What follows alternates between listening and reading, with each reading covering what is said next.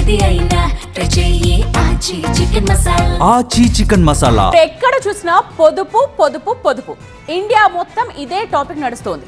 Political leaders మొదలు న్యాయస్థానాల దాకా అందరూ ఇదే మంత్రం చెప్పిస్తూ ఉండడం మంచిది అనిపిస్తున్నప్పటికీ ఈ విషయంలో భిన్నమైన చర్చలు కూడా తెర మీదకి వస్తూ ఉండడం ఆసక్తి రేపుతోంది.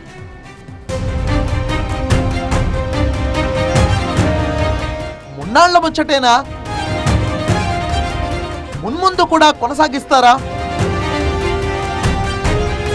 దేశంలో పొదుపు మంత్రంపై కొత్త చర్చ.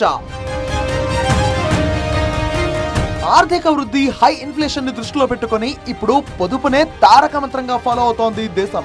ఇటీవలే హైదరాబాద్ లో పర్యటనకు వచ్చిన మోదీ దుబారా ఖర్చులు మానుకోవాలంటూ యావత్ దేశానికి పిలుపునిచ్చారు. డీజిల్, పెట్రోల్ వాడకం తగ్గించాలని, అనవసర ప్రయాణాలు మానుకోవాలని సూచించారు ప్రధాని మోదీ. पेट्रोल डीजल का संयम से इस्तेमाल करना, हमें पेट्रोल डीजल का उपयोग कम करना होगा.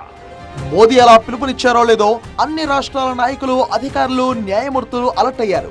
స్వయంగా మోదీ తన కాన్వాయ్ని 2 వాహనాలకు కుదించుకోగా పలు రాష్ట్రాల ముఖ్యమంత్రులు సైతం అదే బాటలో నడుస్తున్నారు. ఇక కొందరు లీడర్లైతే ఇదే మంచి తరుణం అన్నట్టు కొందరు సైకిల్ మీద, మరికొందరు రిక్షా మీద ఆఫీసులకు వస్తున్నారు.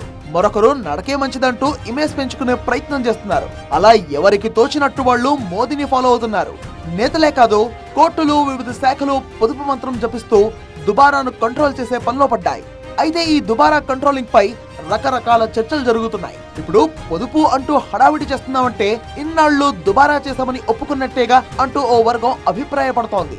నేడు పొదుపు పేరుతో హడావిడి చేస్తున్నారు సరే, ఇది భవిష్యత్తులోనూ కొనసాగిస్తారా అన్నదే $1 మిలియన్ ప్రశ్న అంటోంది. దుబారా కంట్రోలింగ్ నిన్నటిదాకా లేదు, సడన్ గా ఇప్పుడు మొదలైంది. మరి రేపు కొనసాగుతుందా అన్నదే ఇప్పుడు సస్పెన్స్. విమర్శలు, ఆరోపణలతో భిన్నాభిప్రాయాలు ఎలా ఉన్నా పార్టీలకు అతీతంగా, రాజకీయాలకు అతీతంగా పొదుపు మంత్రానికి దేశం మొత్తం ఓకే చెప్పింది.